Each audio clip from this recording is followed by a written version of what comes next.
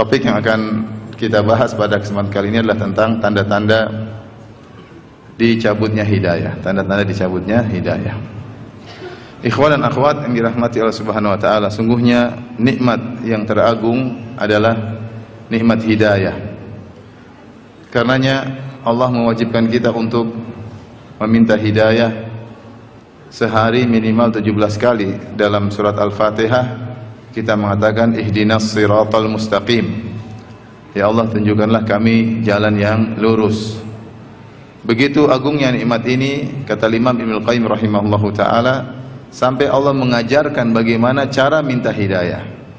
Karena sesungguhnya kesimpulan dari surat Al-Fatihah adalah ihdinas siratal mustaqim. Itu kesimpulan dari surat Al-Fatihah. Sebagaimana kita ketahui, di antara adab dalam berdoa adalah memuji Allah, menyanjung Allah, kemudian minta kepada Allah Subhanahu wa taala. Dan dalam hadis qudsi dalam Sahih Muslim, hadis Abu Hurairah radhiyallahu taala anhu, Allah berkata, idza qala abdi, jika hambaku berkata alhamdulillahirabbil alamin, Allah mengatakan hamidani abdi, sungguhnya hambaku telah memujiku. Wa idza qala arrahmanur rahim, jika hambaku berkata arrahmanur rahim, Allah berkata asna alayya abdi, sungguhnya hambaku telah menyanjungku. Wa idza qala abdi maliki yaumiddin, jika hambaku berkata maliki yaumiddin, maka Allah berkata majjadani abdi, sungguhnya hambaku telah mengagungkan aku. Jadi alhamdulillahirabbil alamin arrahmanir rahim maliki yaumiddin itu adalah pujian kepada Allah, dan itu muqaddimah untuk meminta. Setelah itu sang hamba bertawassul dengan amalnya, dan itu di antara tawassul yang disyariatkan, bertawassul dengan amal soleh sendiri. Iyyaka na'bud wa iyyaka nasta'in. Ya Allah, hanya kepada Engkau lah kami beribadah dan hanya kepada Engkau lah kami mohon pertolongan. Baru kemudian masuk pada inti surat Al-Fatihah adalah ihdina as-sirata al-mustaqim, tunjukkanlah kami jalan yang lurus. Setelahnya adalah penjelasan dari jalan tersebut. Apa jalan yang lurus tersebut? Siratal ladzina an'amta alaihim, jalan orang-orang yang Engkau karuniai mereka. Siapa? Ya minan nabiyyin wasiddiqin wasyuhada wassalihin. Itu jalannya para nabi, jalannya as-siddiqin, jalannya para syuhada, jalannya orang-orang saleh. Ghairil maghdubi alaihim waladdallin, bukan jalan orang-orang yang Kau murkai, yaitu orang Yahudi yang berilmu namun tidak mengamalkannya. Waladdallin, bukan juga jalan orang-orang yang disesatkan, yaitu kaum Nasara yang beramal tanpa ilmu. Itu intisari dari surat Al-Fatihah adalah memohon hidayah kepada Allah. Ibnu Qayyim mengingatkan akan hal ini. Saking agungnya permohonan minta hidayah, sampai Allah ajarkan cara minta hidayah kepada Allah. Bahkan Allah wajibkan dalam salat, yang setiap rakaat tidak ada Al-Fatihahnya maka tidak sah. La salata liman lam yaqra' bi Fatihatil kitab. Tidak ada salat bagi orang yang tidak baca Al-Fatihah. Kemudian Imam Ibnu Taimiyah rahimahullah taala juga menjelaskan bahwasanya kebutuhan kita kepada hidayah lebih daripada kebutuhan yang lain. Kenapa? Karena kita butuh hidayah setiap saat. Kita tidak tahu apa yang terbaik bagi kita dalam menjalankan segala aktivitas keseharian. Dalam beribadah kita butuh hidayah, dalam mengajar kita butuh hidayah, berinteraksi dengan keluarga butuh hidayah, mencari nafkah butuh hidayah, berakhlak mulia butuh hidayah. Sehingga kita ini senantiasa butuh kepada hidayah secara detail. Oleh karena kebutuhan kita kepada hidayah adalah continue, berkesinambungan, tidak pernah berhenti. Kita butuh makan, selesai. Makan sekarang, habis itu kenyang, mungkin 6 jam lagi makan lagi. Minum pun kita minum, hilang dahaga, nanti berapa jam lagi kita haus lagi. Tapi hidayah tidak. Senantiasa kita butuh hidayah dari Allah Subhanahu wa taala. Kebutuhan kita kepada hidayah setiap saat. Sampai kita meninggal dunia, sampai kita menuju pada puncak hidayah, yaitu masuk ke dalam surga. Sebagaimana yang diucapkan oleh para penghuni surga ketika mereka menginjakkan kaki mereka di surga, mereka berkata, alhamdulillahilladzi hadana li hadza. Segala puji bagi Allah yang telah beri hidayah kepada kami untuk sampai di surga. Wa ma kunna linahtadiya laula an hadanallah. Kami dahulu tidak mungkin dapat hidayah ketika di dunia, apalagi sampai ke surga, kalau bukan karena Allah yang kasih hidayah. Jadi kalau kita sudah bicara hidayah, inilah kebutuhan setiap saat, kebutuhan yang kontinu yang kita butuhkan setiap saat. Ini saya bukan bicara asal teori saja, benar. Kita ini sering menghadapi masalah, kita bingung apa yang harus kita lakukan. Berdoa kepada Allah, istikharah, minta petunjuk. Saya sering seperti itu menghadapi permasalahan, saya bingung apa yang saya lakukan. Saya cuma serahkan kepada Allah, ya Allah bimbing saya, selesai. Kenapa? Karena kita tidak mengetahui perkara secara makro, secara detail dengan mikronya, kita nggak ngerti. Yang ngerti semuanya cuma siapa? Allah Subhanahu wa Ta'ala. Nggak usah masalah jauh-jauh, masalah kadang kita dalam masalah keluarga saja kita bingung harus menghadapinya. Dalil mungkin banyak, tapi mau nerapin bingung. Oleh karenanya benar kita yang butuh hidayah dari Allah Subhanahu wa Ta'ala. Maka ini doa yang teragung adalah ihdinas siratal mustaqim. Hanya saja kita ini ketika berdoa ihdinas siratal mustaqim kita tidak fokus. Kenapa? Saking hafalnya, saking kita kuat hafalannya tentang Al-Fatihah, sehingga kita pun pikiran kemana-mana otomatis jalan surat Al-Fatihah. Meskipun pikirannya ke pasar di Malang ya. Pikiran kemana-mana Al-Fatihah, tahu-tahu amin, selesai. Karena saking hafalnya, saking hafalnya. Padahal itu kalau kita setiap rakaat kita fokus, kita tahu alhamdulillahirabbil alamin muqaddimah semua. Benar-benar hati kita fokuskan begitu sampai titik utama iya ihdinas siratal mustaqim, maka benar-benar kita minta kepada Allah Subhanahu wa Ta'ala. Dan kebutuhan hidayah sampai kita dipertemukan dengan Allah Subhanahu wa Ta'ala. Betapa banyak orang di awal dapat hidayah, di ujung hidayahnya dicabut. Banyak contoh-contoh nyata. Ada sebagian sahabat yang murtad, ada.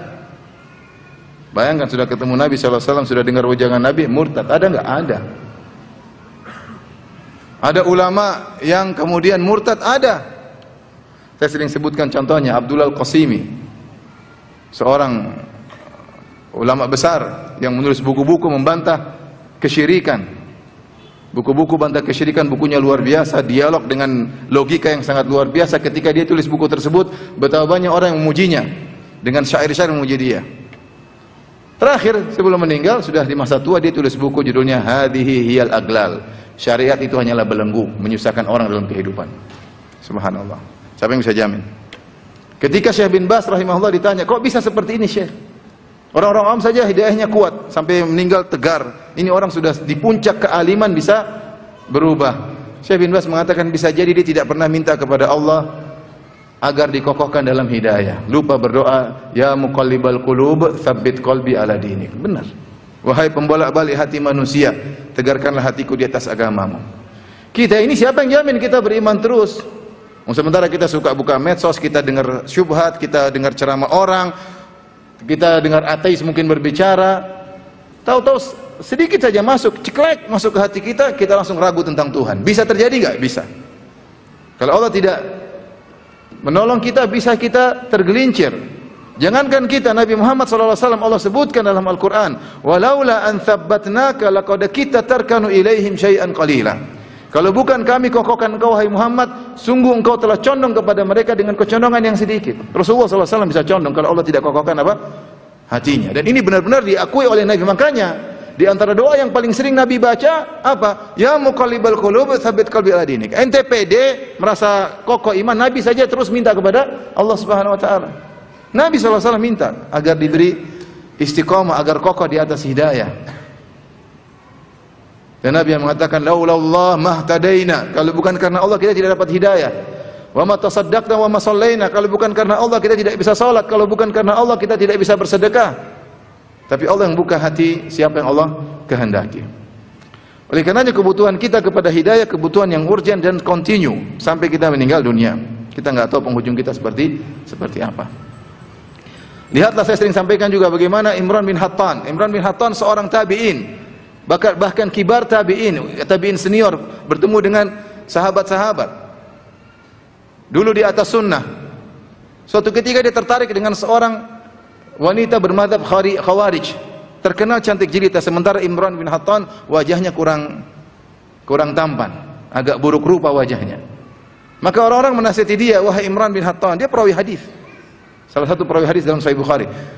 Bagaimana Anda mau menikah dengan wanita yang bermadzhab Khawarij? Kata Imran bin Hattan, sa'arudduha, saya akan bantah dia, saya akan membalikkan dia kepada sunnah. Akhirnya dia nikah. Dia nikah. Begitu dia nikah, dia terbawa.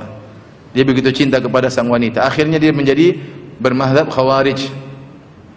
Sampai akhirnya dia memuji siapa? Memuji ya Abdurrahman bin Muljam yang telah membunuh Ali bin Abi Thalib. Yang telah membunuh Ali bin Abi Thalib. Dia mengatakan sebuah syair memuji pembunuh Ali bin Abi Thalib. Ya darbatan min taqi ma arada biha. Inilah pukulan yang dilakukan oleh orang yang bertakwa, yang dia tidak menginginkan dari pukulan tersebut illa an yablugha min dzil arsy ridwanan, kecuali dalam rangka untuk mencari keridhaan Allah Subhanahu wa taala. Dia puji apa yang dilakukan Abdurrahman bin Muljam Al-Muradi yang membunuh Ali bin Abi Thalib adalah amal soleh yang terbaik untuk meraih keridhaan Allah Subhanahu wa taala. Inni la adzkuruhu hinan fa ahsabuhu. Ketika aku menyebut Abdurrahman bin Muljam yang membunuh Ali bin Abi Thalib, maka menurut saya dia adalah siapa? Aufal wara ya indallahi mizanan. Dia adalah orang yang paling berat timbangannya di akhirat kelak. Dia puji. Bayangkan tadi di atas manhaj ahlu sunnah, kemudian gara-gara nikah dengan seorang wanita cantik, kemudian dia tergoda, kemudian dia bermazhab apa? Khawarij. Maka jangan menikah sama orang terlalu cantik ya. Yang biasa-biasa aja. Jadi intinya dia berubah. Siapa yang duga? Dan banyak kisah-kisah yang kita lihat sekarang tidak mungkin disampaikan sekarang ya. Hal-hal yang kita tidak duga, kita tidak sangka, tiba-tiba ini dulu begini kok jadi begini sekarang. Hidayah di tangan Allah Subhanahu wa taala. Kemudian kenapa kita butuh senantiasa kepada hidayah? Jadi doa kita ihdinas siratal mustaqim, ihdinas siratal mustaqim itu mencakup 4 permohonan, mencakup 4 permohonan. Yang pertama, ya Allah tunjukkanlah aku jalan yang lurus. Ya. Artinya kita ingin di atas Islam, dari syirik menuju tauhid, dari kufur kepada iman. Kemudian kita minta kepada Allah agar kita ditegarkan di atas jalan tersebut. Kemudian kita minta kepada Allah agar bisa menjalankan syariat dengan sebaik-baiknya. Itu juga butuh hidayah. Orang semua sholat, tapi tidak sama sholat setiap orang. Ada yang orang sholat asal-asalan, ada yang sholat khusyuk, ada yang sholat tenang dalam sholatnya. Beda-beda. Itu butuh hidayah. Butuh hidayah untuk bisa sholat dengan khusyuk, butuh hidayah tersendiri. Butuh hidayah tersendiri. Masih sampaikan bagaimana para sahabat sholat mereka luar biasa. Lihatlah Abdullah bin Zubair, kalau dia sudah sholat maghrib, kemudian dia sujud, sholat ba'diyah maghrib, dia tidak mengangkat kepalanya kecuali adzan isya. Tenggelam dalam kenikmatan sujud pada Allah Subhanahu wa taala. Kita nggak bisa seperti itu. Lihatlah bagaimana Abbad bin Bishr radhiyallahu taala anhu, ketika dia bertugas untuk menjaga keamanan, dia sedang sholat malam, tiba-tiba terkena anak panah dan dia lanjutkan sholatnya, darah mengalir dari tubuhnya. Kena anak panah kedua, dia masih terus sholat. Kena anak panah ketiga, dia masih terus sholat. Kemudian dia rukuk dan dia sujud, dia menyelesaikan sholatnya. Kemudian Ammar bin Yasir berkata, wahai Abbad bin Bishr, kenapa anda seperti itu? Kenapa anda tidak putuskan sholat? Dia bilang, saya sedang baca surat Al-Kahfi, saya tidak ingin putus di tengah jalan. Subhanallah. Dia dapat hidayah luar biasa dalam sholatnya. Lihatlah bagaimana seorang betah kuat dalam sholatnya, Imam Abu Hanifah. Demikian juga diriwayatkan dari Utsman bin Affan. Utsman bin Affan diriwayatkan baca 1 rakaat khatam Quran. 1 rakaat khatam Quran. Demikian juga Imam Abu Hanifah, sering beliau khatam Quran dalam 1 rakaat. Ini contoh. Kita juga minta hidayah kepada Allah untuk kita profesional dalam menjalankan setiap syariat Allah Subhanahu wa taala. Masih banyak kita belum bisa menjalankan. Kita saja dalam rumah tangga belum bisa menjalankan dengan sebaik-baiknya. Kita butuh hidayah. Kita saja dalam mengurusi anak-anak kita masih belum profesional. Masih banyak kita hanya menjalankan seadanya, belum mendapatkan hidayah yang tepat bagaimana mengurusi anak-anak dengan benar. Masih belum. Kita berbakti kepada orang tua masih belum maksimal, belum. Kenapa? Belum ada hidayah, masih perhitungan sama orang tua, masih pelit sama orang tua, dan banyak hal. Sehingga di antara makna ihdinas siratal mustaqim, ya Allah kita minta agar ketika menjalankan syariat, menjalankan dengan sebaik-baiknya. Ini disinggung oleh Ibnu Taimiyah. Ketika Ibnu Taimiyah rahimahullah menjelaskan kenapa kita butuh hidayah setiap saat, karena di antara poinnya kita ingin menjalankan syariat dengan yang terbaik. Kita ingin ketika kita dapat musibah, kita bisa menjalankan syariat dengan yang terbaik. Bagaimana dapat musibah? Bagaimana hadiyun Nabi, petunjuk Nabi bagi orang terkena musibah? Kita pelajari. Ternyata kita belum bisa menjalankan. Artinya kita baru menjalankan sebagian, sebaiknya kita belum bisa jalankan. Kita baru bisa bilang inna lillahi wa inna ilaihi raji'un. Iya, baru bilang. Habis itu ngomel-ngomel. Berarti kan kita belum sempurna dalam menghadapi kasus terkena musibah. Kita belum mendapat hidayah ketika menghadapi peristiwa tersebut. Yang keempat, kita ingin ihdinas shiratal mustaqim adalah ya Allah, tunjukkanlah aku jalan-jalan kebaikan yang lain. Masih banyak jalan kebaikan yang aku tidak ketahui, masih banyak. Masih banyak ilmu yang kau belum bukakan kepadaku, masih banyak. Masih banyak akhlak yang belum kau bukakan kepadaku ya Allah. Mungkin seorang sangat dermawan tapi masih temperamental, suka marah-marah. Mungkin ada orang ikhlas tapi dia sombong. Orang macam-macam. Akhlaknya belum terbuka seluruhnya. Kalau tanya dia dermawan, tidak pelit sama sekali, tapi angkuh. Saya ini. Ya, ada orang seperti itu, berarti belum terbuka seluruh hidayah akhlak kepadanya. Ada orang seperti itu. Dan itu berlaku pada setiap kegiatan yang kita lakukan. Dan saya tidak menemukan perkataan yang indah dalam masalah ini seperti perkataan Ibnu Taimiyah ketika dia menjelaskan kebutuhan kita kepada hidayah lebih daripada kebutuhan makan dan minum. Dan itu benar. Karena saya ulangi lagi, ihdinas shiratal mustaqim, kita minta petunjuk dari tauhid daripada syirik kepada tauhid, dari kufur kepada keimanan. Yang kedua, kita mohon agar istiqomah di atas hidayah tersebut. Yang ketiga, kita ingin profesional terbaik bisa melakukan setiap syariat yang kita kerjakan. Kalau salat yang terbaik, kalau puasa yang terbaik, kalau salat malam yang terbaik, kalau sedekah yang terbaik, kalau berbakti yang terbaik, kalau jadi istri soleh yang terbaik, kalau jadi suami yang baik, jadi suami yang terbaik. Seperti itu, ngurus anak-anak menjadi orang tua yang terbaik, bertetangga menjadi tetangga yang terbaik. Sebagaimana Nabi sallallahu alaihi wasallam terbaik dalam segala hal. Sebagaimana Nabi sallallahu alaihi wasallam terbaik dalam segala hal. Kemudian yang terakhir, kita minta agar Allah bukakan segala petunjuk, kebaikan-kebaikan masih banyak yang belum kita ketahui. Ikhwan dan akhwat yang dirahmati oleh Allah Subhanahu wa taala, dari 4 hidayah yang kita perlukan itu, mungkin kita bisa bagi klasifikasi yang lain. Ada hidayah umum dan ada hidayah detail. Kalau hidayah secara umum, yaitu dari syirik kepada tauhid, dari kufur kepada iman, insya Allah semua orang muslim telah mendapatkannya. Siapa yang mengucapkan syahadatain asyhadu alla ilaha illallah asyhadu anna rasulullah, maka dia sudah dapat apa? Hidayah umum, yaitu hidayah dari kufur kepada Islam, dari syirik kepada apa? Tauhid. Semua kita masih minta hidayah. Iya, hidayah umum sudah saya dapatkan, hidayah asal hidayah sudah saya dapatkan. Tapi kalau kita tinjau dari hidayah detail, hidayah secara detail, maka kita masih membutuhkan. Butuh untuk mendapatkannya, butuh untuk komitmen di atasnya, butuh untuk bisa menjalankannya secara profesional. Ini masih sangat kita perlukan, hidayah yang detail. Kita dapati sebagian orang, ya misalnya, ya ketika berbicara tentang Islam dan kufur, dia sangat semangat, dia bela Islam. Tapi kalau sudah bicara tentang detail syariat, terkadang dia tidak mau terima, berat bagi dia. Enggak lah, ini enggak, dia enggak mau. Dia masih milah-milih. Ini dia terima, ini tidak terima. Tapi kalau Islam dia bela. Kalau sudah bicara kufur Islam dia bela luar biasa. Tapi kalau sudah bicara detail syariat, belum tentu hatinya terima, belum tentu.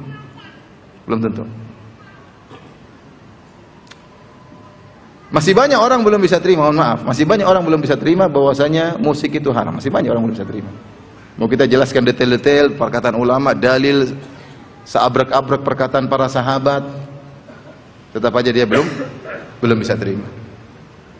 Dia bilang, tapi Imam Ibnu Hazm mengatakan demikian. Ibnu Hazm abad keberapa? Sahabat abad keberapa? Nabi para hadis abad keberapa? Ibnu Hazm mengatakan demikian. Ibnu Hazm didahului oleh ijma'. Para ulama telah ijma' musik haram misalnya. Dia sudah terima, ya sudah, kita bilang dia belum mendapat hidayah dari sisi ini. Tapi dalam sisi yang lain dapat hidayah.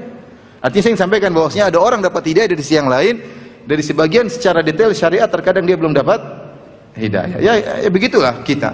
Secara umum kita seperti tidak ada yang mendapatkan hidayah secara sempurna, siapapun dia. Sebagian dia dapat hidayah, sebagian dia tidak dapat hidayah. Taib, ikhwan dan akhwat yang rahmati Allah Subhanahu wa taala,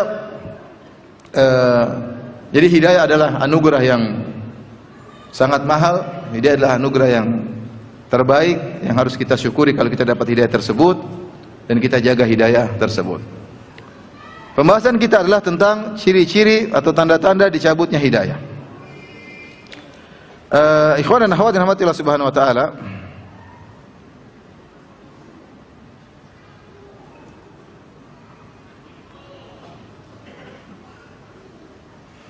Di antara ciri seorang telah mendapat hidayah dan lawannya adalah tidak mendapat hidayah, ya, adalah lapang dalam menerima syariat. Kalau dia lapang dalam menerima syariat berarti dapat hidayah. Kalau dia tidak lapang menerima syariat berarti dia tidak dapat hidayah atau dicabut hidayah darinya, ya. Dan orang yang dicabut hidayah darinya maka orang yang merugi. Man yahdillahu fahuwal muhtadi wa man yahdihillahu fala mudilla lahu wa man yudlil fala hadiyalah. Siapa yang Allah beri petunjuk tidak ada yang menyesatkannya, dan siapa yang disesatkan oleh Allah Subhanahu wa taala maka tidak ada yang bisa memberi petunjuk kepadanya. Allah juga berfirman, wa man yudlil fa ulaika humul khasirun. Siapa yang disesatkan maka mereka adalah orang-orang yang merugi. Di antara ciri seorang diberi hidayah oleh Allah adalah dia mudah menerima syariat. Allah Subhanahu wa taala berfirman, "Wa man yuridillahu an yahdiyahu yashrah sadrahu lil Islam, wa man yurid an yudhillahu yaj'al sadrahu dayiqan harajan ka'annama yas'adu fis sama'." Kata Allah Subhanahu wa taala, barang siapa yang Allah beri hidayah kepada dia, maka Allah akan melapangkan dadanya. Surat Al-An'am 125. Al-An'am 125. Siapa yang Allah beri hidayah kepadanya, Allah lapangkan dadanya lil Islam, untuk menerima Islam, menerima syariat Islam. Wa man yurid an yudhillahu yaj'al sadrahu dayiqan harajan. Siapa yang Allah sesatkan maka Allah jadikan hatinya menjadi sesak, berat, ka'annama yas'adu fis sama', seakan-akan dia sedang mendaki ke langit. Karena orang kalau semakin ke tempat yang tinggi, oksigen semakin berkurang. Ketika oksigen semakin berkurang, dadanya semakin sempit, semakin sesak. Allah gambarkan, ini perumpamaan yang Allah bikin tentang orang yang kalau dapat hidayah apa saja mudah dia terima. Ini hukumnya halal, oh halal, ini haram, oh sudah tinggalkan, mudah sekali. Ada orang seperti itu, mudah sekali. Oh saya nggak tahu kalau haram, bismillah, tinggalkan, selesai. Dia cuma tidak tahu. Kalau dia tahu dia selesai, mudah sekali. Dan itu ciri-ciri orang yang beriman dengan iman yang tinggi. Kata Allah Subhanahu wa taala, "Fala wa rabbika la yu'minun hatta yuhaqqimuka fi ma shajara bainahum, thumma la yajidu fi anfusihim harajan mimma qadaita wa yusallimu taslima." Demi Rabbmu bahwasanya mereka tidak beriman sampai mereka menjadikan engkau sebagai hakim dalam permasalahan mereka. Kalau kau sudah putuskan, thumma la yajidu fi anfusihim harajan. Kalau kau sudah putuskan perkara mereka, kau tidak dapati dalam diri mereka ada gerundel sedikit pun. Wa yusallimu taslima, dan mereka pasrah menerima keputusan Nabi Muhammad sallallahu alaihi wasallam. Wa ma kana lil mu'minin wala mu'minatin idza qada Allahu wa rasuluhu amran an yakuna lahu al-khiyaratu min amrihim. Tidak pantas bagi seorang lelaki mukmin, wanita mukminah, kalau Allah sudah beri pilihan dan Rasulnya sudah beri pilihan, lantas mereka punya pilihan yang lain. Nah pantas, Allah sudah bilang hukumnya gini, Rasul bilang hukumnya gini, saya pilih yang lain, saya tidak cocok, ini kurang pas. Ini bukan ciri orang beriman. Orang beriman, innama kana qaulal mu'minina idza du'a ila Allahi wa rasulihi liyahkuma bainahum an yaqulu sami'na wa ata'na. Sungguhnya perkataan orang-orang beriman jika diseru kepada Allah dan Rasulnya untuk berhukum dengan hukum Allah dan Rasulnya, mereka hanya berkata sami'na wa ata'na, kami dengar, kami taat. Sudah. Ada hadisnya, selesai, tinggalkan. Subhanallah. Itu orang yang beriman. Saya pernah ketemu seorang, dia, mohon maaf ya, mungkin di antara kita masih ada, tapi dia merokok. Dia merokok. Dia tidak tahu rokok itu haram, karena mungkin dia lihat sebagian kiai juga, Pak. Kiai juga merokok. Sebagian pondok juga jualan rokok, dan macam-macam ya. Meskipun tertulis rokok membunuhmu, tapi itu kan hanya propaganda. Para kiai juga, Pak, merokok. Jadi ya untuk berpikir rokok itu haram sulit. Tapi sebenarnya dia bilang dia dengar ceramah, waktu kebetulan dia ada klip saya tentang merokok itu haram, dia dengar, dia tinggalkan, selesai. Jadi memang dia sudah punya dasar untuk tunduk kepada Allah dan Rasul, tidak pikir panjang, dengar rokok itu haram penjelasannya, selesai, tinggalkan. Dia tinggalkan. Ada orang seperti itu. Dia nggak tahu kalau itu haram, begitu tahu dia haram, dia mudah meninggalkan. Kemudian ketika dia sudah meninggalkan rokok, 2 tahun kemudian dia ketemu saya. Dia bilang, "Ustaz, jazakallah khair, syukran Ustaz. Kenapa? Saya sejak mendengar ceramah Ustaz tentang rokok, saya tinggalkan rokok. Alhamdulillah, saya bilang. Kata dia, qadarullah, setelah saya meninggalkan rokok, saya gemuk, Ustaz. Saya bilang, kalau gemuk jangan protes sama saya. Kalau gemuk jangan protes sama saya. Tapi intinya ada orang dia pencinta musik misalnya, datang musik haram, selesai, tinggalkan musik haram, sudah.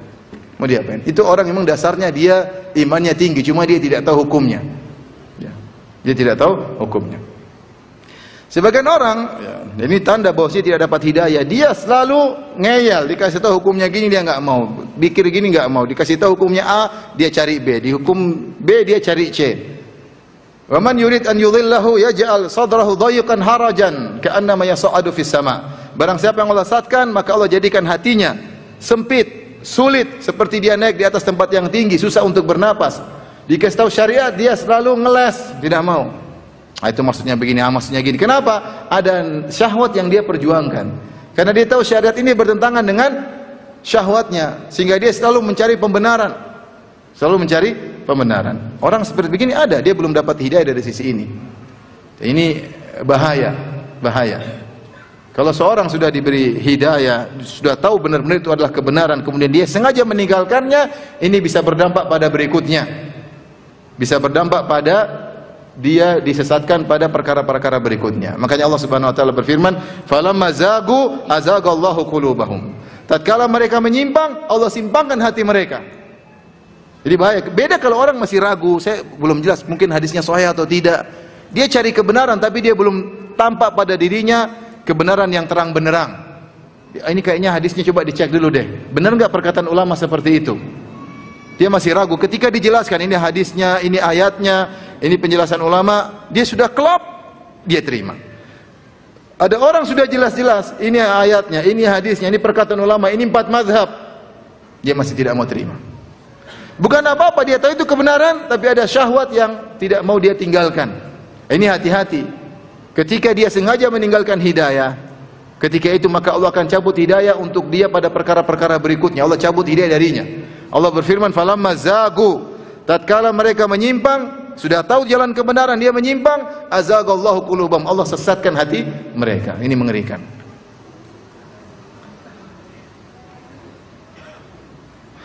Wa nuqallibu afidatahum absarahum kama lam yu'minu bihi awwala marrah. Kata Allah, kami palingkan pendengaran mereka, penglihatan mereka, kami palingkan hati mereka, kama lam yu'minu bihi awwala marrah, sebagaimana mereka di awal kali tidak beriman. Bayangkan, pertama kali tidak mau beriman padahal tahu kebenaran, akhirnya Allah palingkan seterusnya. Maka hati-hati ketika sudah jelas kebenaran depan kita, kita terima. Mengenai kita bisa jalankan atau tidak urusan belakangan, yang penting terima dulu. Terima dulu. Bukan kita ngeyel, kita kecuali kamu tidak tahu, masih ragu, benar enggak? Hadisnya sahih enggak? Benar enggak? 4 mazhab seperti itu, benar enggak? Itu lain cerita, berarti belum jelas kebenaran.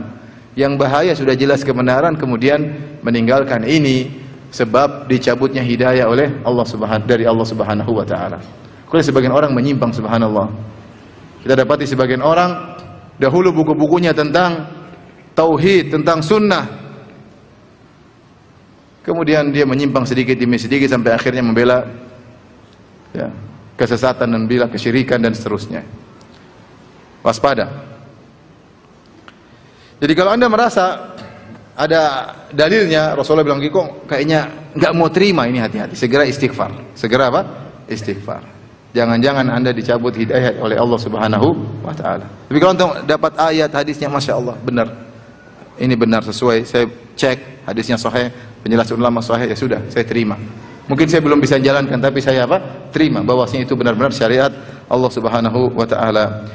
Tapi berikutnya, di antara tanda orang diberi hidayah oleh Allah Subhanahu wa taala dan sekaligus bisa jadi sebaliknya tanda orang dicabut hidayah oleh Allah Subhanahu wa taala, orang yang dapat hidayah dari Allah dia mudah sabar ketika terkena musibah. Terkena musibah dia mudah untuk sabar. Kata Allah Subhanahu wa taala, "Ma asaba min musibatin illa bi idznillah. Wa man yu'min billahi yahdi qalbah." Tidak ada satu musibah pun yang menimpa kecuali dengan izin Allah. Tidak ada satu musibah pun yang menimpa diri kita, menimpa keluarga kita, menimpa istri kita, menimpa anak kita, menimpa usaha kita, menimpa tetangga kita, menimpa bumi ini. Tidak ada satu musibah pun yang menimpa kecuali dengan izin Allah. Wa may yu'min billahi yahdi qalbah. Siapa yang beriman kepada Allah tatkala terkena musibah, yaitu dia pasrah dan dia tahu ini dari Allah dan dia terima dengan keputusan Allah, yahdi qalbah, maka Allah akan beri hidayah kepada dia. Allah akan beri hidayah kepada hatinya. Jadi tanda orang diberi hidayah oleh Allah, tandanya ketika terkena musibah dia sabar. Benar hati ini sedih, tapi dia sabar. Benar mata ini mengeluarkan air mata, benar. Benar pilu hatinya, tapi dia sabar. Dia tahu ini semua keputusan Allah. Dia tahu ini yang terbaik bagi seorang yang beriman, yang sabar, sehingga dia terima. Maka Allah akan beri hidayah kepadanya. Yahdi qalbah. Kata Alqamah rahimahullahu taala, ya, dia adalah seorang hamba yang terkena musibah bi musibah, faya'lamu annaha min indillah, maka dia tahu musibah tersebut dari sisi Allah, fayarda wa yusallim, maka dia ridha dan dia pasrahkan dirinya. Orang ini akan dapat hidayah dari Allah Subhanahu wa taala. Maka sebaliknya, tanda bahwasanya Anda tidak dapat hidayah ketika dapat musibah Anda meronta-ronta.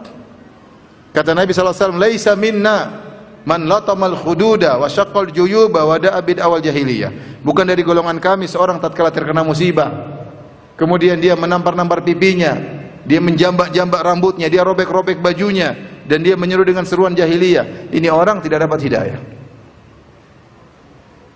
Dicabut hidayah darinya. Oleh karenanya, kalau Anda ingin dapat hidayah, sabar ketika terkena musibah. Musibah apapun sabar. Kokohkan hati. Situlah kita diuji oleh Allah Subhanahu wa taala. Percuma kita ngaji sekian tahun, 10 tahun. Percuma kita hafal ayat-ayat. Percuma mungkin penuntut ilmu hafal matan-matan ilmiah. Tapi ketika terkena musibah seperti anak kecil, nggak bisa apa-apa. Meronta sana teriak sini, curhat sana curhat sini. Facebooknya isinya curhat. Ceramah isinya curhat. Isinya dia tidak sabar. Tidak sabar. Profil picture-nya juga isinya apa? Curhat. Ini namanya orang tidak sabar. Kalau orang sabar tidak demikian. Innama ashku bathi wa husni ila Allah. Aku hanya mengadukan kesedihanku dan gundah gulanaku hanya kepada siapa? Allah Subhanahu wa taala. Ya. Jadi kita ini bicara praktek. Ilmu yang kita pelajari, percuma orang ngaji dia 10 tahun, tapi ketika terkena musibah tidak sabar. Ngomel sana ngomel sini, ceritain keburukan orang lain, gibah sana gibah sini, bongkar aib istri, bongkar aib suami. Ini apa buat apa? Ngaji buat apa seperti itu? Orang tidak dapat hidayah sabar. Inna lillahi wa inna ilaihi raji'un. Ya. Qadarallah ma syafa'al, qadarallah ma diapain. Serahkan kepada Allah Subhanahu wa taala. Alhamdulillahi ala kulli hal. Segala puji bagi Allah atas segala keputusannya. Nah, orang seperti ini berarti orang dapat hidayah. Nah, kita bisa lihat, berarti pada parsial ini saya belum dapat hidayah. Ternyata saya masih jauh daripada hidayah. Baru terkena musibah sedikit, ngomel sana, ngomel sini, teriak sana, teriak sini, banting sana, banting sini. Nah, pada peristiwa ini berarti saya parsial ini, bagian ini saya belum dapat hidayah. Segera perbaiki diri. Iman saya berarti masih hanya di bibir, belum masuk ke hati. Baik. Di antara tanda bahwasanya seorang dapat hidayah sekaligus lawannya tidak dapat hidayah.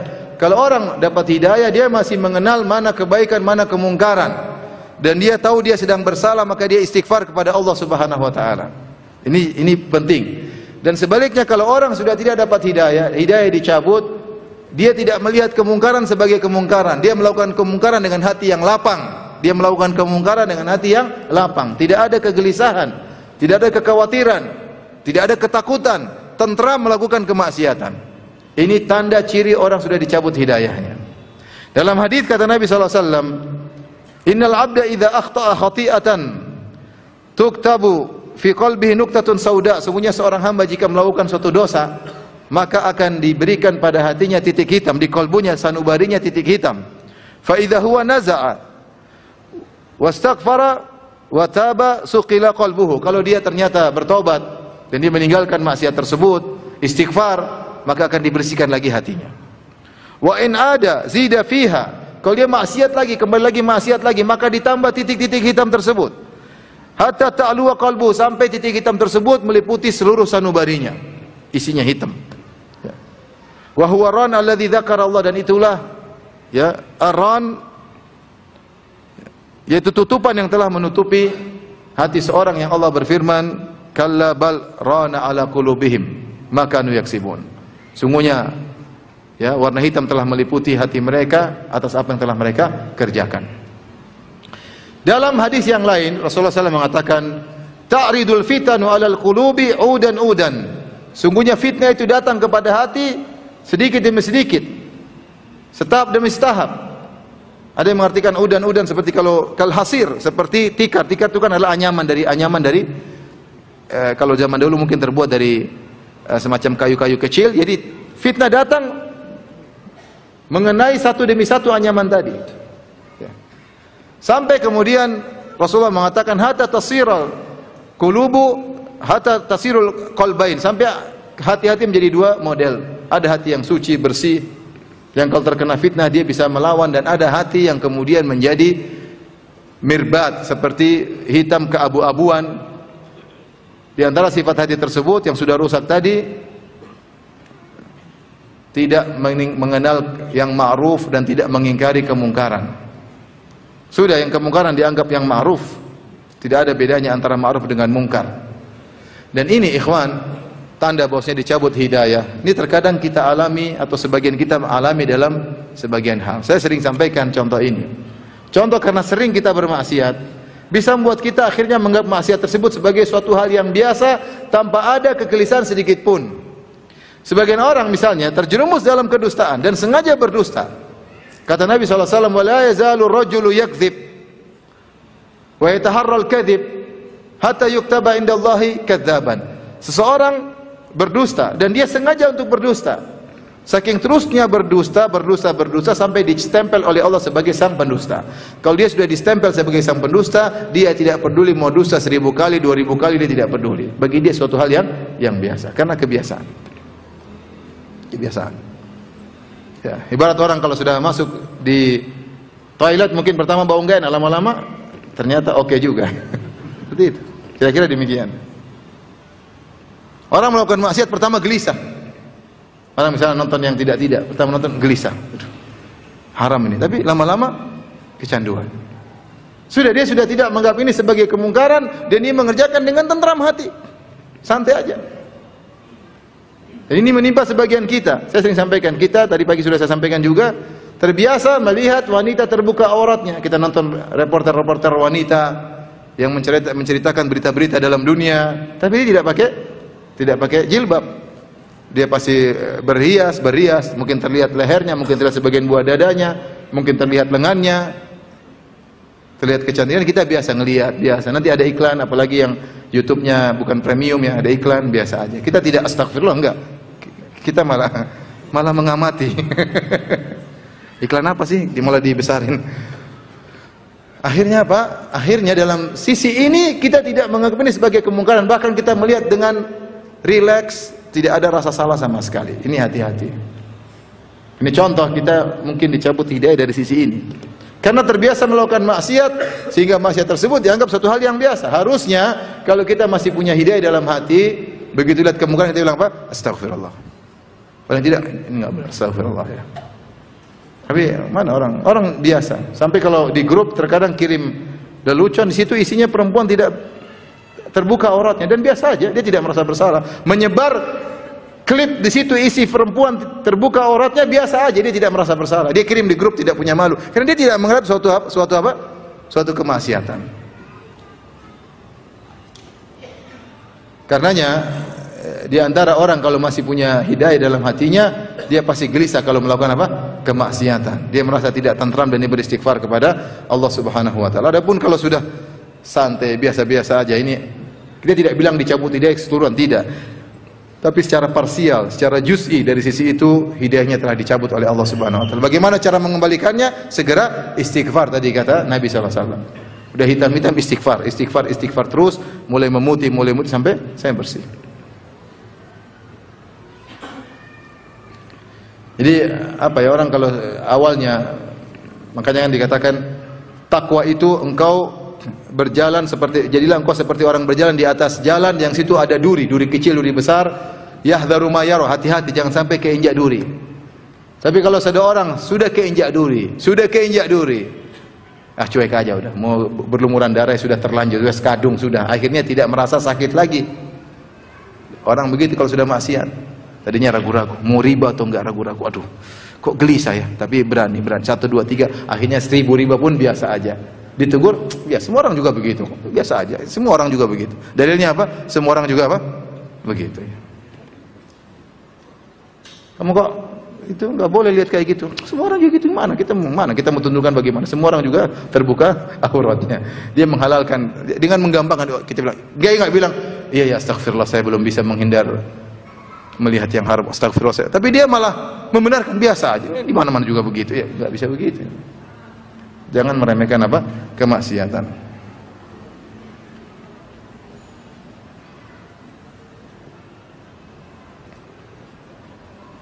Di antara tanda bahwasanya seorang diberi hidayah oleh Allah dan sekaligus bahwasanya hidayah telah dicabut, orang diberi hidayah oleh Allah Subhanahu wa taala di penghujung hidupnya dia rajin beramal saleh. Kemudian meninggal di atas amal saleh tersebut. Dan sebaliknya orang yang tanda dicabut hidayah di penghujung hidupnya dia malah menjauh dari Allah, kemudian dia meninggal di atas kondisi yang buruk tersebut. Dalam hadis kata Nabi sallallahu alaihi wasallam dari Anas bin Malik radhiyallahu anhu, "Idza aradallahu bi 'abdihi khairan ista'malahu." Jika Allah menghendaki kebaikan bagi seorang hamba, Allah gunakan hamba tersebut. Faqila kaifa yasta'miluhu ya Rasulullah? Maka Rasulullah SAW ditanya, bagaimana seorang digunakan oleh Allah? Maksudnya apa ya Rasulullah SAW mengatakan, yuwaffiquhullah li'amalin salih qabla al-maut, yaitu Allah memberi taufik kepadanya untuk beramal saleh sebelum meninggalnya. Ini berarti Allah ingin hidayah kepada dia. Ada orang seperti itu, mungkin di awalnya dia ya banyak melakukan maksiat ya. Tiba-tiba di penghujung hayatnya Allah beri hidayah, ada sebab-sebab kebaikan yang dilakukan sebelumnya. Akhirnya rajin sholat, rajin beribadah, dan akhirnya meninggal di atas hidayah tersebut. Saya mengenal seseorang, dia bukanlah orang rajin sholat ya. Meninggal kalau tidak salah usia 80 tahun. Bukan orang yang rajin sholat, tapi sejak dulu dia terkenal yang suka dermawan. Suka nyambung silaturahmi. Tapi dia bukan rajin sholat. Kadang-kadang nakal-nakal juga ya. Kadang saya dengar ceritanya kemudian hari terkadang begini, terkadang begitu. Tapi dia orang ini, saya kenal dia ya dari cerita-cerita orang tua saya bahwasanya ini orang terkenal rajin sedekah dan terkenal rajin nyambung silaturahmi. Terkadang dia ngundang keluarganya dari berbagai penjuru, dia bayarkan tiketnya untuk kumpul di rumahnya. Padahal dia tidak rajin sholat. Tapi subhanallah di akhir hayatnya ya, dia mulai kenal sunnah, istrinya mulai kenal sunnah, akhirnya dia mulai kenal ngaji, akhirnya sempat ketemu dengan saya, akhirnya dia mulai belajar ngaji, dan akhirnya dia meninggal. Kata istrinya, karena masih kerabat saya, istrinya bilang dia meninggal mengatakan Allahu Akbar ya. Berzikir kepada Allah meninggal. Itu mungkin dia dapat hidayah mungkin cuma ya mungkin 3-4 tahun terakhir sebelum apa? Meninggal. Kenapa? Karena di awal dia ada kebaikan-kebaikan yang ada di hatinya, itu menyebabkan dia dapat hidayah di penghujung apa? Hayatnya. Dan sebaliknya ada orang yang mungkin kita lihat di awalnya dia baik, ternyata di penghujungnya dia rusak. Ya. Kata Nabi sallallahu alaihi wasallam, "Innar rajula la ya'malu min amali ahlil jannah fima yabdu linnas wa huwa min ahlin nar." Kata Nabi, ada seorang dia mengerjakan amal soleh menurut pandangan manusia, padahal dia adalah penghuni neraka jahanam. Ketika para ulama mengomentari sabda Nabi fima yabdu linnas, dia beramal soleh menurut pandangan manusia, berarti hatinya bermasalah. Orang ini mungkin dia beramal soleh, ternyata dia riya, ternyata dia ujub, ternyata dia sombong. Penyakit-penyakit hatinya ini akan mengungkap hakikatnya di penghujung hayatnya. Di penghujung hayatnya kemudian dia malah menyimpang, dia malah bermaksiat. Padahal dulunya kita melihat dia orang yang soleh. Kenapa? Ada penyakit dalam hatinya yang membuat dia akhirnya menyimpang di penghujung hayatnya. Oleh karena kalau Anda melihat ada orang di penghujung hayatnya rajin sholat, rajin beribadah, maka subhanallah dia telah dapat hidayah dari Allah Subhanahu wa taala. Apalagi orang yang sejak muda sudah soleh sampai meninggal dunia. Kata Rasulullah sallallahu alaihi wasallam, ya, di antara 7 golongan yang Allah naungi pada hari kiamat kelak, syabun nasya'a fi ibadatillah, anak muda yang tumbuh dalam ketaatan kepada Allah Subhanahu wa taala. Yang harusnya di masa muda dia berfoya-foya, senang buang-buang waktu, keluyuran ke sana kemari, wira-wiri ke sana kemari.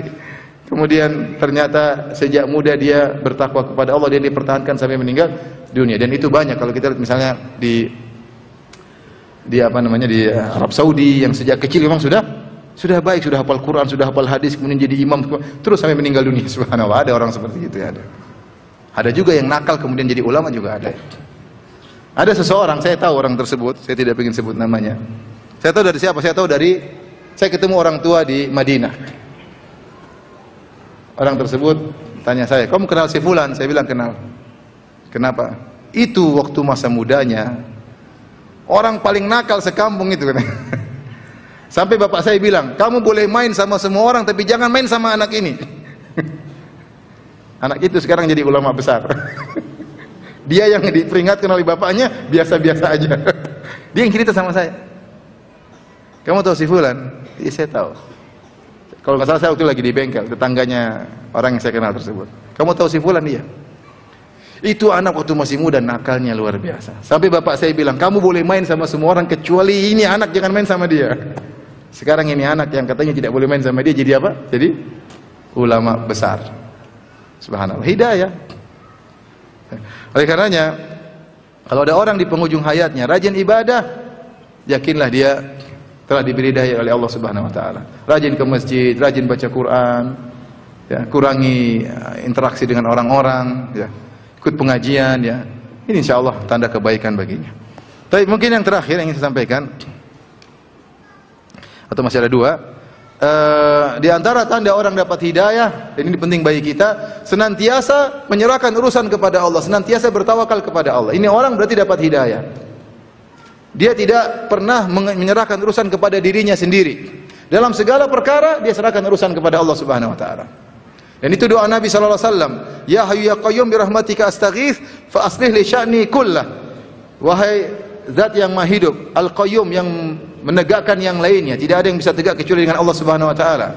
Bi rahmatika astaghits, aku berharap meminta tolong dengan rahmatmu. Fa aslih li sya'ni kullah, perbaikilah segala urusanku, wala takilni ila nafsi tarfatain, jangan kau serahkan ya urusanku kepada diriku sendiri.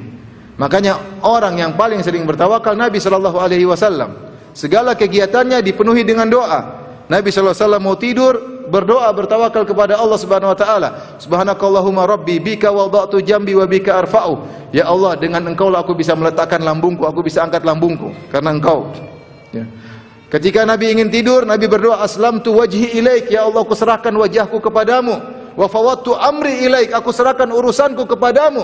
Wa alja'tu dhahri ilaik, aku sandarkan punggungku kepadamu. Nabi berdoa tawakal sebelum apa? Sebelum tidur. Kalau kita dalam kehidupan sehari-hari selalu senantiasa selalu connecting kepada Allah, ya Allah, selalu ingat serahkan kepada Allah. Ya, Allah, terserah Allah. Insyaallah itu berarti kita dapat hidayah. Karena kita selalu menyandarkan sesuatu kepada Allah. Yang hidayah di tangan Allah Subhanahu wa taala. Yang kita tahu solusi hanya dari Allah Subhanahu wa taala. Tapi kalau dalam keseharian kita melakukan segala kegiatan, kita lupa Allah.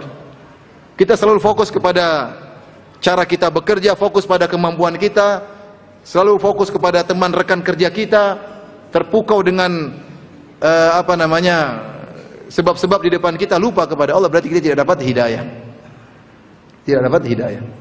Tapi selama kita serahkan kepada Allah Subhanahu wa taala, sudah insyaallah kita dapat hidayah dari Allah Subhanahu wa taala. Oleh Ibnu Taimiyah rahimahullah menyebutkan, jadi disebutkan dalam tulisan beliau tentang 20 sebab seorang untuk bersabar. Dia mengatakan kalau Anda dizalimi oleh orang,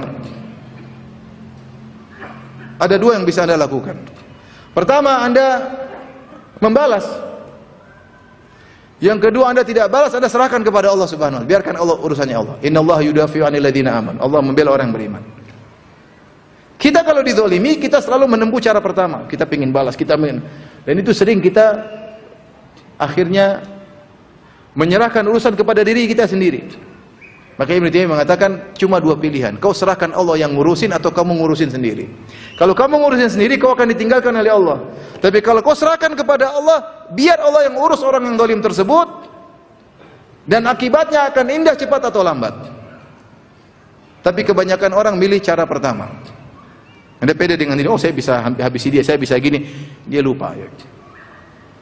Makanya, ya, kalau kita sedang dizalimi, ya, terserah mau pilih pilihan mana. Kalau kita sabar, serahkan, ya Allah saya serahkan urusanku kepada Engkau ya Allah. Hasbunallah wa ni'mal wakil. Selesai. Jangan peduli lagi dengan orang tersebut. Mau dia ngomel-ngomel, mau dia apa, itu urusan Tuhanku. Saya punya Tuhan. Saya tidak bisa ngeladeni kamu. Waktu saya terbatas. Harus ngurus istri, harus ngurus anak, harus ngurus kerjaan, ya. Harus ngurus keluarga. Enggak.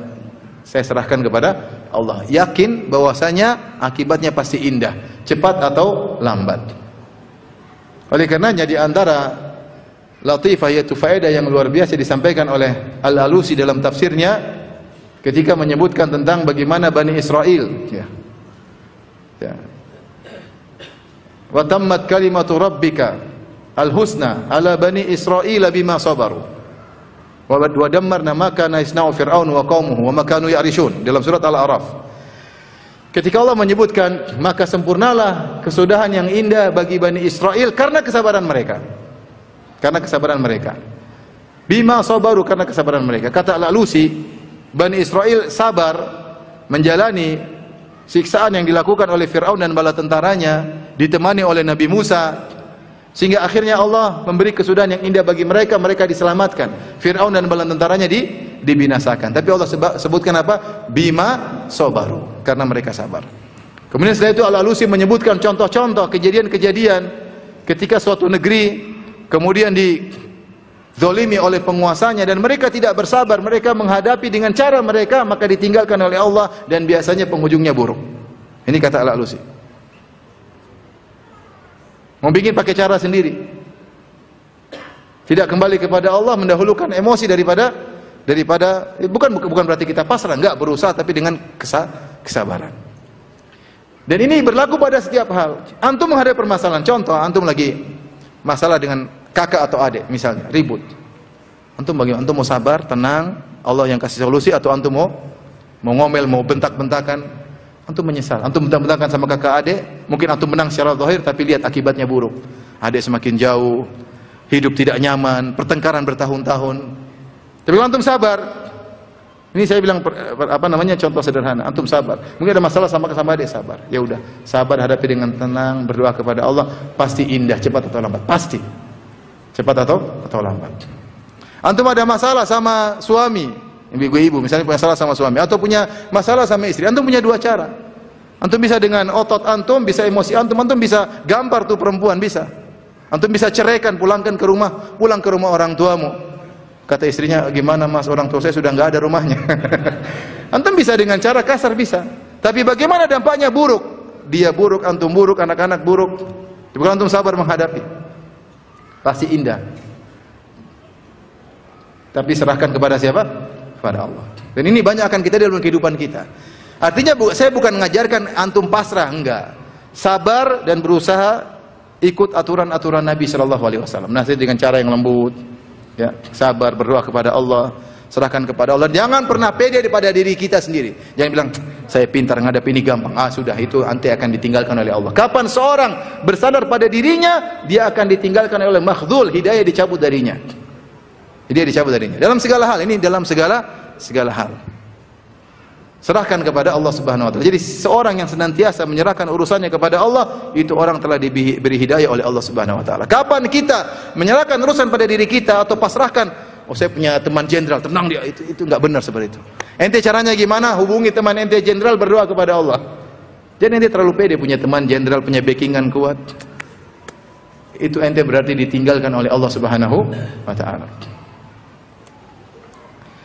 Yang terakhir,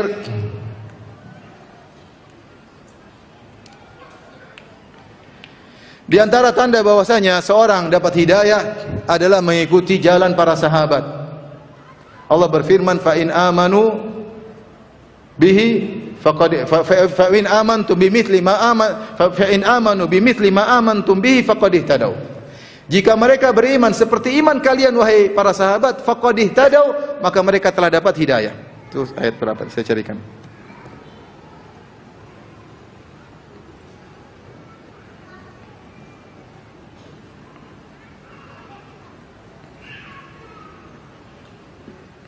Ada yang tahu ayatnya?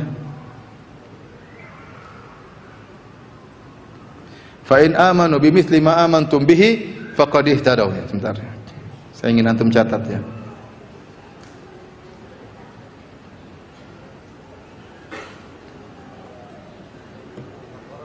Iya, ayatnya maksudnya. Ayat berapa? 135. Al-Baqarah ayat 135.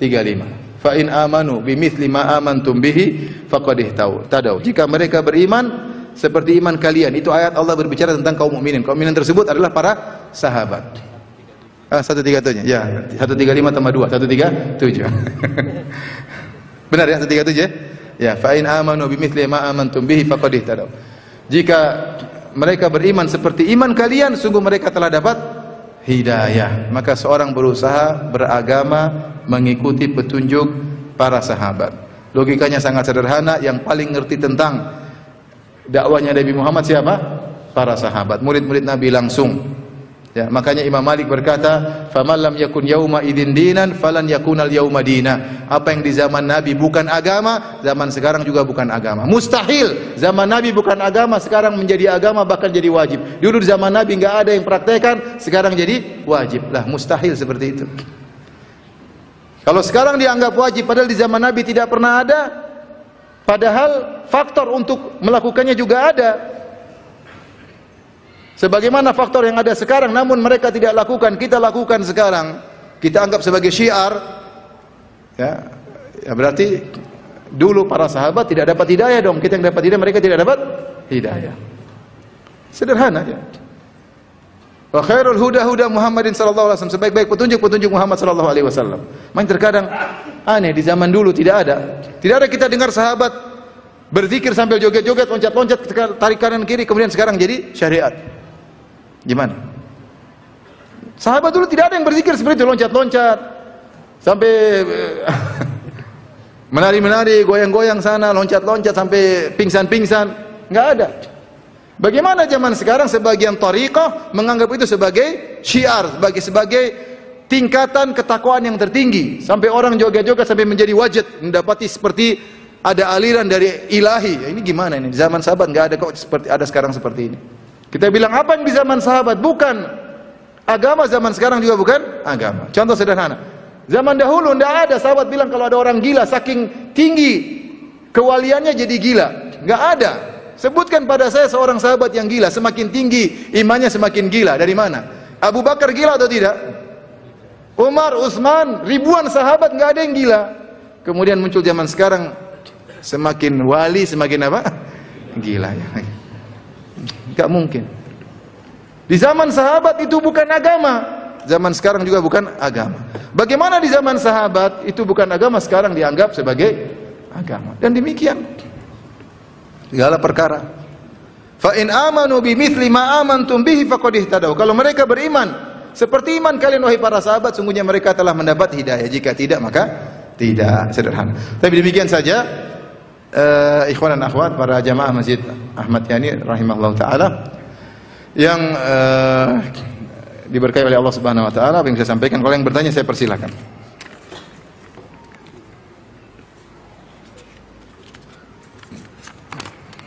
Oke.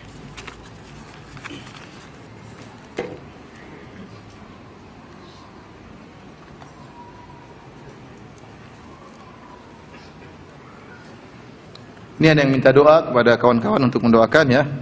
Ada sahabat salehah saya ya, putrinya namanya Ade Alisa. Ade Alisa umur 5 tahun, mohon didoakan agar segera diberi kesembuhan dan kebaikan untuk Ade Alisa karena sudah 3 minggu ini berjuang di ruang ICU dengan infeksi kompleks, dan mohon didoakan kekuatannya dan diberi kesabaran untuk kedua orang tuanya. Amin ya rabbal alamin. Semoga Ade Alisa segera disembuhkan oleh Allah Subhanahu wa taala. Ya, dan semoga kedua orang tuanya diberi kesabaran oleh Allah Subhanahu wa taala. Nasihat saya tetap kita husnudzon kepada Allah Subhanahu wa taala dan tetap bertawakal kepada Allah, dan yakinlah apa yang Allah putuskan itu yang terbaik ya. Saya kemarin ketemu, ya banyak kita menghadapi orang yang kehilangan. Saya mohon adik-adik semoga sembuh, tapi taruhlah kita berhadapan dengan kondisi yang terburuk yang tidak kita inginkan, berpisah dari orang yang kita cintai, dan itu sangat berat. Dan demikianlah kehidupan dunia ini. Semakin kita cinta sama orang, maka perpisahannya semakin apa? Menyedihkan. Ya. Yang cinta tidak pernah berpisah cuma di surga. Di dunia pasti apa? Berpisah. Entah yang kita kasihi pergi meninggalkan kita atau kita meninggalkan dia. Semakin tinggi kecintaan, semakin berat apa? Perpisahan. Saya kemarin ya kehilangan orang tua. Kemudian saya juga ke tempat saudara, ada ponakan yang meninggal. Ponakan tersebut, subhanallah, ya, sekolah di Madinah, ya, kemudian hafiz Quran, ya. Saya pernah sholat di belakang dia, suaranya juga enak kalau jadi imam. Masih muda, ya, belum 30 tahun, ya. Saya tahu betapa berat bagi orang tua. Tapi saya hibur, saya bilang setelah nasihat-nasihat, saya bilang, sudahlah kita husnuzon. Bisa jadi dia berpindah pada kehidupan yang lebih baik. Yang kita mungkin menangis, mungkin dia bahagia. Mungkin ada seorang sakit-sakitan, tiap hari sakit menderita. Kemudian dia meninggal, ya sudah. Mungkin Allah ingin pindahkan dia kepada kehidupan yang lebih apa? Yang lebih indah. Husnuzon aja. Husnuzon aja. Jadi membuat kita husnuzon kepada Allah Subhanahu wa taala. Dan keindahan itu semakin bertambah kalau kita sering doakan. Doakan. Kalau orang tua kita sudah meninggal, kita mengatakan Allahumma nawwir ala qabrihi. Ya Allah, berilah cahaya kepada di kuburan orang tuaku. Berdoa. Jadi memang berat berpisah dari orang yang kita cintai. Kita berharap semoga orang-orang yang sakit di antara kaum muslimin semoga disembuhkan oleh Allah Subhanahu wa taala. Allahumma shfi mardana wa mardal muslimin. Amin ya rabbal alamin.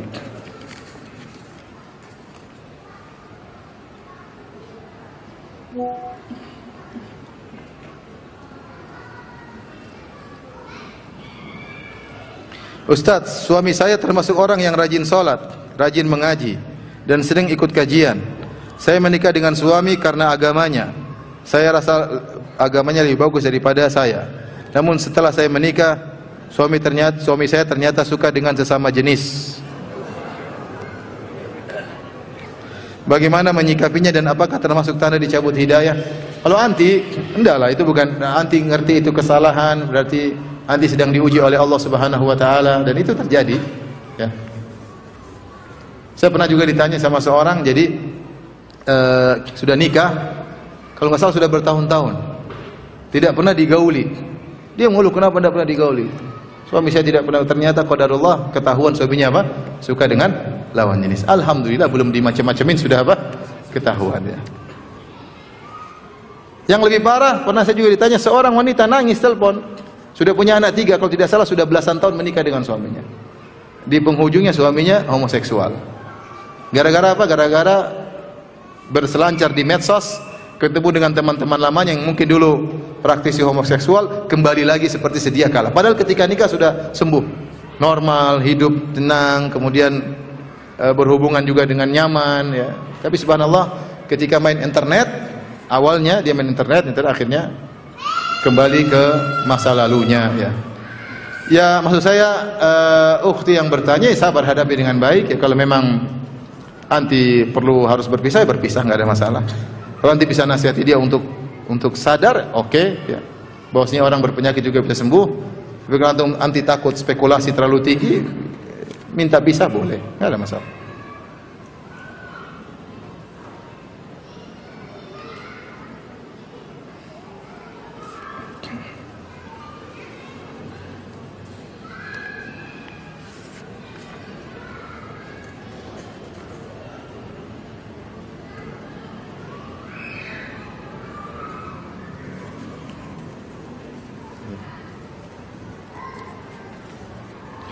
Ustaz, apakah termasuk tanda dicabutnya hidayah jika kita sudah sering ikut kajian tapi masih sering merendahkan, memandang sinis orang lain?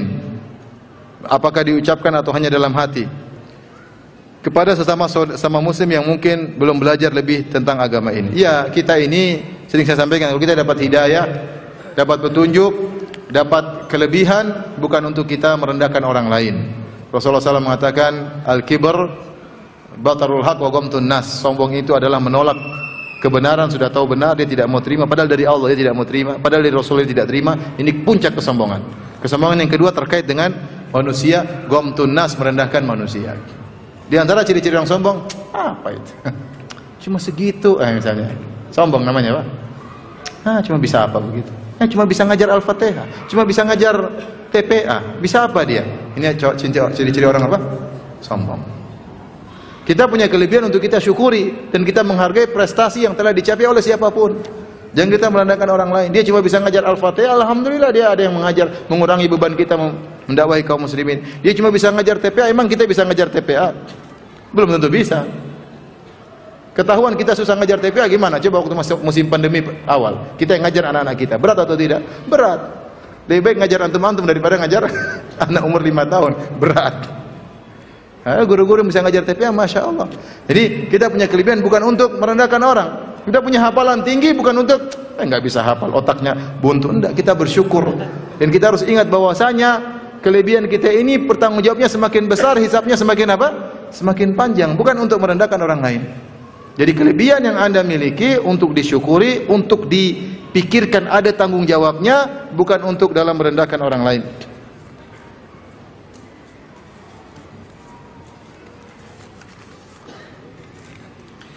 Ustaz, di luar tema, afwan, afdolan mana, lebih afdal mana? Itikaf, ketika itikaf kita sholat lail berjamaah atau sholat sendiri-sendiri? Kalau bisa masjid mengadakan sholat tarawih di awal, itu yang terbaik karena Nabi SAW ketika bulan Ramadan beliau sholat malamnya di awal. Ketika bulan Ramadan beliau sholat berjamaah di awal. Dan ini muraat untuk memperhatikan kondisi kaum muslimin. Karena kalau setiap bulan Ramadan awal kita selalu sholat jam 1, orang sulit untuk ikut sholat tarawih. Padahal di bulan Ramadan sholat malam yang terbaik adalah dengan berjamaah, dengan sholat apa? Tarawih. Jadi masjid-masjid sebaiknya sholat tarawihnya di awal malam, habis sholat isya kira-kira 15 menit sholat tarawih. Nanti setelah itu mau sholat lagi silakan masing-masing. Kecuali mungkin sama-sama iktikaf, pingin sholat malam bareng-bareng, oke lah. Tapi kalau hari-hari yang biasa ya kita berusaha di awal malam ya. Demikian juga kalau iktikaf kemudian tetap kita sholat awal di awal malam, setelah itu kita sholat sendiri-sendiri lebih afdal. Sholat malam pertama, kemudian nanti di tengah malam kita sholat sendiri-sendiri ya. Tapi kalau ada masjid membuat karena jamaah kalau suruh sholat sendiri tidak bisa, baru sholat 1/4 jam sudah habis hafalannya. Kita fasilitasi. Fasilitasi mana kita panggil imam suruh sholat 1 jam, jam 1 misalnya atau 2 jam. Boleh, yang penting jamaah sepakat. Kita mau begini ya, karena tidak semua orang punya hafalan yang banyak. Ya, hafalan mereka terbatas. Juz amma saja belum selesai ya. Juz amma belum selesai. Kalau ad-duha ke bawah hafal, ad-duha ke atas sudah lepas kontrol. Enggak ngerti ya. Oleh karenanya kalau intinya ini kembali kepada pihak DKM, kalau memang bisa difasilitasi maka itu yang terbaik. Tapi kalau tidak bisa sebaiknya sholat malam di awal, kemudian masing-masing sholat malam sendiri ketika di tengah malam.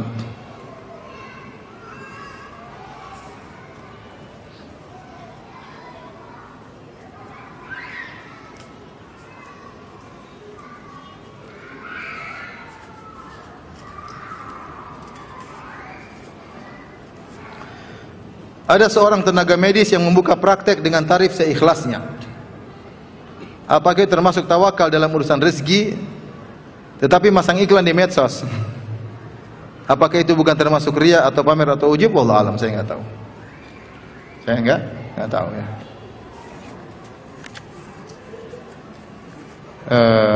Agak berat memang ya, agak berat memang. Tapi ada teman saya praktek, dia bikin seperti itu ya. Dia jual makanan, dia jual bayar seikhlasnya, gratis juga boleh. Ternyata lebih banyak orang bayar mahal daripada. Tapi sebaiknya jual beli dengan kejelasan. Dan itu kalau tidak terima ya tidak. Ya.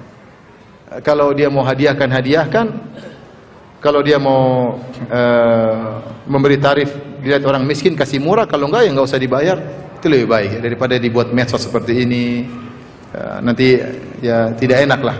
Jadi saran saya sebaiknya kalau memang dia ingin bersosial, dia lihat-lihat orang yang datang kepada dia. Kalau memang yang datang adalah orang punya uang, tidak jadi masalah dia menarik tarif dari orang tersebut. Kalau lihat orang itu orang susah, dia sedikitkan, dia kurangi tarifnya atau enggak dia gratiskan ya.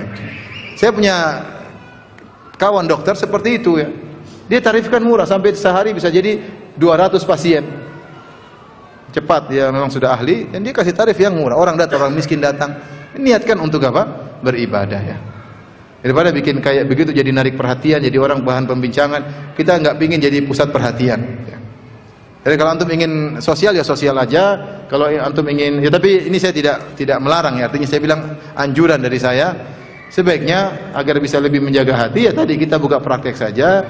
Kalau memang orang miskin kita gratiskan atau kita suruh bayar murah, nanti orang juga akan ngomong ke sana kemari sehingga orang miskin akan mendengar. Di sana ada dokter, ya kalau kita nggak punya uang dia nggak apa-apa, gratis ya. Dengan demikian kita lebih bisa menjaga keikhlasan kita. Ustadz, saya mengetahui bahwa musik adalah haram, tapi untuk saat ini saya susah untuk meninggalkannya. Sebagaimana saat dulu saya menjauhi riba. Alhamdulillah saat ini saya sudah bisa menjauhi riba. Tapi saya masih kesusahan untuk meninggalkan musik. Saya mohon nasihat dan doanya Ustaz. Berdoa kepada Allah, antum berdoa kepada Allah agar dibuat benci kepada kemaksiatan. Wa karri ilaina al-kufra wal fusuqa wal isyan. Ya Allah, buatlah aku benci terhadap kemaksiatan, kefasikan dan kekufuran. Jangan sampai kita berlezat-lezat dengan apa? Kemaksiatan. Wajar semua orang namanya yang lezat-lezat pasti suka. Tapi kita minta kepada Allah agar kita membenci dengan hal tersebut ya. Minta kepada Allah. Mudah-mudahan antum bisa lebih komitmen meninggalkan musik ya.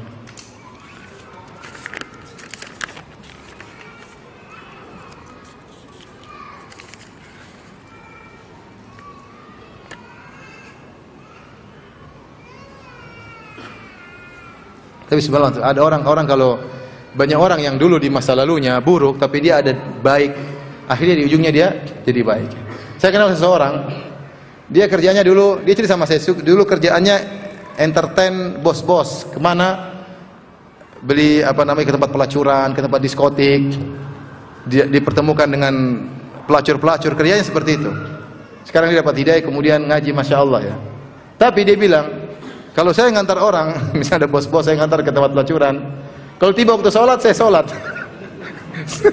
Saya sholat, sampai petugas bar bingung, Bapak mau ngapain? Saya mau sholat. Akhirnya lama-lama dia dapat apa? Hidayah. Tapi maksudnya begitu, ada orang mungkin dia maksiat tapi dalam hatinya ada kebaikan. Kebaikan itulah yang buat dia akhirnya di ujungnya mendapat apa? Hidayah. Tapi demikian saja, ikhwan dan akhwat yang rahmatillah subhanahu wa ta'ala.